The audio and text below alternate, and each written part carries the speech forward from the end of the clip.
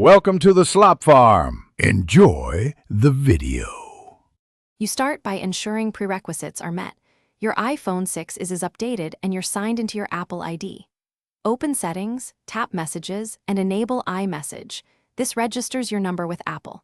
Make sure Wi-Fi or cellular data is active because activation happens online. Once done, return to the home screen and tap the Messages app icon to begin. You'll see existing threads or a blank screen. Either way, you're ready to compose. But first, check your send and receive addresses. So you compose by tapping the pencil icon or selecting a thread. The keyboard appears and you type. To include a photo, tap the camera or photos icon. For audio, press and hold the microphone. You can also tap the App Store icon to send stickers or Apple Pay. Make sure the recipient's contact shows in blue for iMessage. This uses data and supports effects. Green means standard SMS. Once ready, tap Send. If you need to edit before sending, use backspace and retap Send when satisfied. You finish by organizing conversations.